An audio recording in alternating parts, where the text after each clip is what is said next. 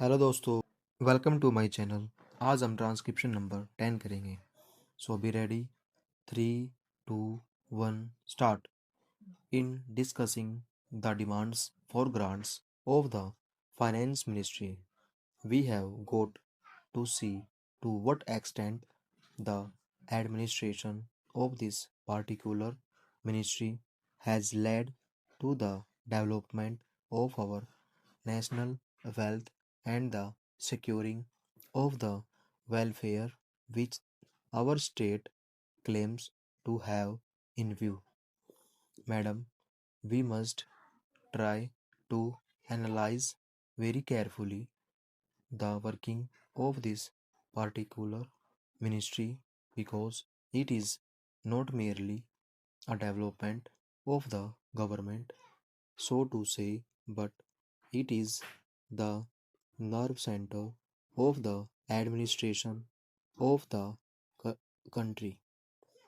I would like first to refer to the role of foreign capital because in determining the manner in which the permission of capital issues has been granted by the particular administration, we should keep in our mind to what extent the interests of our nation have been served. I fully endorse the statement which the previous speaker has made so far as repatriation of the investments made by the foreigners and of profits are concerned. We have dealt with this topic quite a number of times, and I do not want to reiterate anything apart from only supporting what the honorable member who just now spoke said. I would now like to deal with the investments of foreigners in India. Madam, the government of our country accepted the proposition that in allowing foreign investment, it should come in only in such industry and such form of production wherein our national investors will not come forward and in which technical skill is wanted. There is also one other factor which the industrial policy of our government of 1948 as adumbrated further in 1949 by the Prime Minister laid down. It specifically said that the control and ownership of such concerns should, as far as possible, be in the hands of Indian nationals and the technical know-how of our country should be developed. I would like to emphasize the figures that have been put forward for the last few years from 1997 till the end of 2012 or the early part of 2012. It has been reported that rupees 19,000 crores of foreign capital have been allowed to be invested in our country.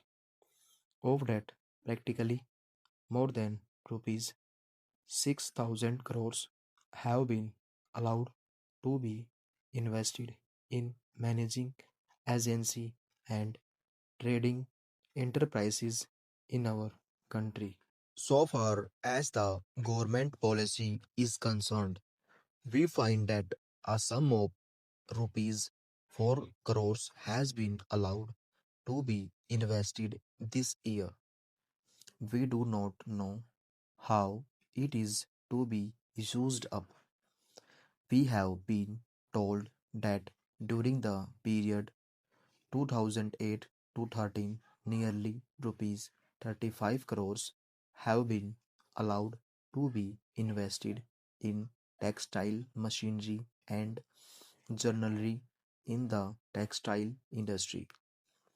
We have seen to what extent cotton and jute have been dominated by the national capital and to what extent they play the role as against the demand for them. We know further what the government is doing in regard to these industries and how the Indian counterpart in these industries are behaving. Then why this further penetration of foreign capital? Even in regard to the expansion scheme, we find that points, shops, electric fans, and machine tools are some of the industries where the government has allowed foreign interest to establish or expand their factories. It will advisely complete with the production of the country when the indigenous producers do not find any market in this sphere. Therefore, we have got to see to what extent the capital issue has been regulated by this government and particularly by the finance department so that the national well-being of the country could be guaranteed. Then we have got to look into the fact as to how far the new industries are allowed to function. So far as the oil refineries are concerned, some of them have been established and some more are going to be established very soon. In the control of the administration, the Indians have no share.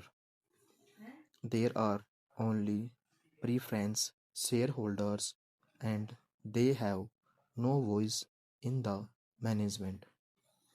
So far as the administrative aspect in this industry is concerned, the most important part of it is the technical know how.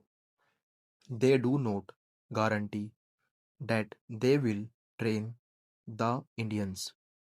That means they say even after 20 years we will have to face the problem of the know how in respect of the oil refineries. I do not know why the government are showing softness to foreigners in this matter. Then we have another investment in collaboration with the Indian chemical industries for the manufacture of civil explosive here. As far as I have gathered, only 20% is going to be Indian capital. The majority of the shares will remain with the Indian chemical industries. Nobody else has been allowed to make any investment.